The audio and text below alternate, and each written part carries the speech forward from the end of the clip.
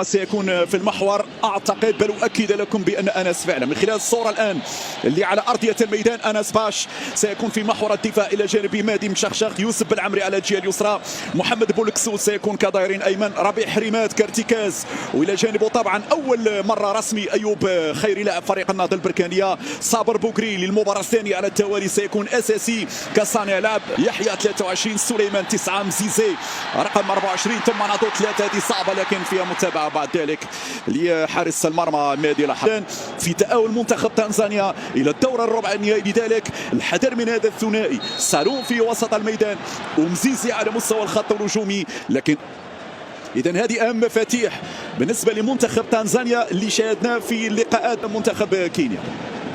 اماميه ديال الكره في اتجاه اسامه المليوي، تغيرت الصوره بينما انطلاق تنزانيا. هنا اللمسه والتحضير، البدايات دائما تكون صعبه والبدايات يكون فيها الحماس والبدايات فيها يكون الضغط طبيعي جدا. وصف مره اخرى ايوب خيري مع ميري، ثم المليوي وصلت لي بولكسوت، يرفع بولكسوت لكن بعيده الى ضربه مرمى. الكره ضربه مرمى لفائده المنتخب التنزاني في وسط ميدان الوسط، هنا في ملكيه المنتخب المغربي، والانطلاقه من يوسف ميري، يوسف الكروس بعد ذلك بالراس، والحكم يقول خطا. هذا هو الخطا الثاني عليك يا اسامه المليوي. طبعا اسامه شكرناه مدحناه اثنينا عليه، دور كبير على مسلي بابا يغيرون في الوسط، النقله والانطلاقه والهربه لميري، يمشي ميري الان، يدخل ميريلان، يتوغل ميري، والركنيه الاولى. الكورنر الاول مغربي، الاسبقيه كانت للمدافع، التمريره الطوليه في اتجاه ميري، انطلق ميري يتفوق لكن اخر لحظه تدارك من المدافع، والركنيه الاولى والانطلاقه من ناتو، يعطي باس هنا لمجال المرور، هنا قد تاتي العرضيه، نرد بالنا من العرضيات، هو المادي الاحرار في الاولى، المادي الاحرار من بولكسوت، يمشي بالتمريره المليوي الان، يخرج من الرقابه، يلعب الوان تو، التسديده بعد ذلك ولكن حارس المرمى سليمان. بعض الاسماء اللي حاضره في افريقيا بينما انطلاقه من المليوي يلعب الكره لبابا، يمشي بابا الان، بابا يعطي باس ممتاز، والسرعه في التحول الان والبينيه الان والتسديده. برافو الاحرار، برافو في اول اختبار، برافو في اول تصدي، برافو في اول امتحان يا الاحرار، يغلق الزاويه اليمنى ويبعث الكره الى الركنيه، اول ركنيه لفائده منتخب تنزانيا. نردوا البال يا شباب من الكرات الان مرفوعه في القائمه الاول الاحرار، برافو الاحرار. نعم تاكيد لمستند بولكسوت، اختار في نهايه المطاف ايوب خيري، بولكسوت يطلب الكره الان يا ميري، العرضيه صابر بوغرين اعطى تمريره المليوي السداد، برافو صابر لمسه قصيره ممتازه جدا في منتهى الذكاء من صابر بوغرين، والمليوي هنا بحس الهداف، يخطف كره وسط المدافعين سدد لكن حارس المرمى. برافو نتمنى نعاودوا هذه وسام المليوي، يا سلام يا سلام على المرور، يا سلام على المرور يا بولكسوت، انطلاقه لميري، تاخر شويه ميري، الاقرب كان هو حماد لكن برافو مراجع نوعا ما، لكن هذا في اطار التوازن بين الشقين الدفاع والهجومي في ظل طبعا خطوره بعض اللاعبين التنزانيين وهذه حركه استعراضيه، حركه فنيه هنا شبه مقصيه. نعم تاتي بهذه الصوره عن طريق مزيزي، هذه اول كره توصل لمزيزي وسط مدافعين، هنا تقريبا بما قلت يمر عبر الوسط وحذر من التسديد، يبحثون الان عن المرور، وصلت للسالوم وانتو ممكن هل يلعب العرضيه؟ ممكن نعم العرضيه لكن والهجمه لم تنتهي بعد، والكنترول حاضر والكروس حاضر والعرضيه حاضره. المادي برافو المادي الاحرار، هذه كره خداعه، هذه كره كانت رايحه للقائمه الثاني في نهايه المطاف. المادي في التموضع كان ممتاز، رجعت في لحظات يضغط فيها المنتخب التنزاني، البينيه صعبه هذه الكره ربيع مره اخرى، بدايه مسار الدوري المغربي، تكلم على الرجاء لفار جيش وبركان، هذه التسديده فيها الركنيه الثانيه لفائده المنتخب المغربي. بولكسوت من جرب حظه، بولكسوت تقريبا من 25 متر باليمنى قويه، لمسه المدافع غيرت المسار من حارس المرمى. نعم حارس المرمى يلمس حارس المرمى باليمنى بهذه الصوره، كانت رايحه للزاويه البعيده لاقصى يمين حارس المرمى. في النهايه الركنيه الثانيه، المنتخب المغربي حاضر بتركيزه، حاضر بفعاليته امام المرمى. هذه الكره تنزانيه العرضيه، المهدي الاحرار سهله بعد ذلك وسط الميدان، نقل على الطرف الايمن البينيه هنا، لكن فيها متابعه ومقطوعه فعلا.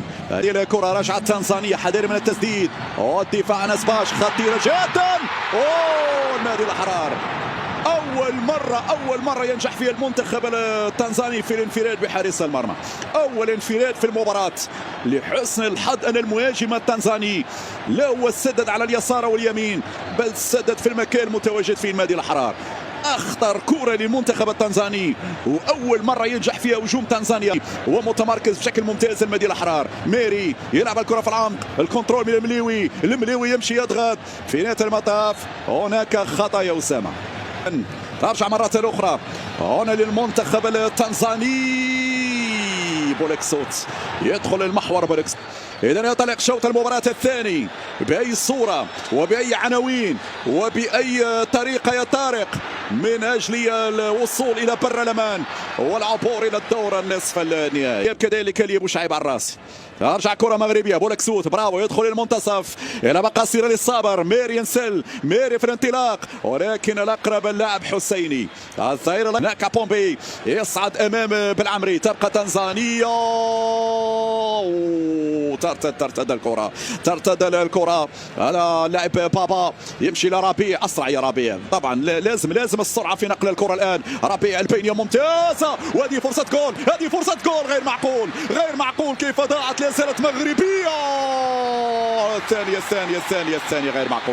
الثانية غير معقول. كان ممكن يمرر بولكسوت. لا زال الهجوم ولا زال الضغط ولا زالت المهارة ولا زال الحضور يا بولكسوت. في خطأ يا بولكسوت، في فاول يا بولكسوت. ولو انه تباطأ بعض الشيء بولكسوت كان ممكن يمرر للمليوي. في النهاية فضل يزيد في المراوغات، يجي بخطأ وضربة حرة. كيف ضاعت الفرصة الماضية. هات الصورة وهات اللقطة، الضربة والتمريرة في دار المدافعين، الانفراد مع حارس المرمى. هذه الإعادة مرة أخرى المليوي. كنت أنتظر منك أنك ستمرر. هنا لقطة في منتهى الخطورة، لقطة في منتهى الصعوبة. الصابر بوغرين وبابا يا صابر يرفع كرة بالراس الأولى والتسديدة الثانية. ماذا يقول الحكم؟ في خطأ، في خطأ تسلل في اللقطة الماضية. صابر بوغرين ممتاز، رفع الكرة.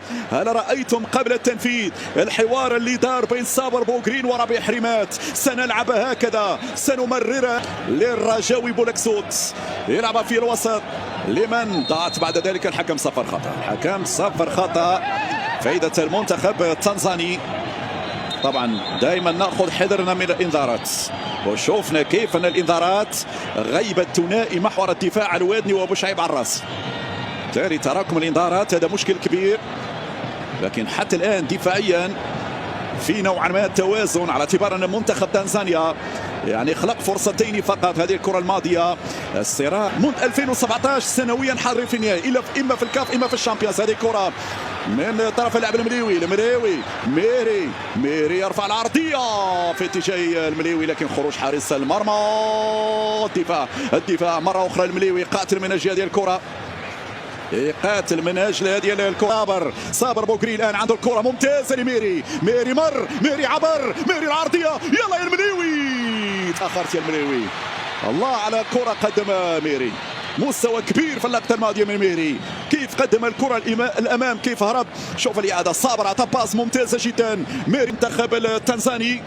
إيمان هذه الكرة تغيير اتجاه تماما على الطرف الأيسر. هذه قد تكون صعبة. الأحرار على مرتين. برافو يا الأحرار. كثير الأخطاء عناصر المنتخب تنزانيا. صابر بوغرين. صابر يمشي بينية ممتازة. هذه ممكن. هذه جول.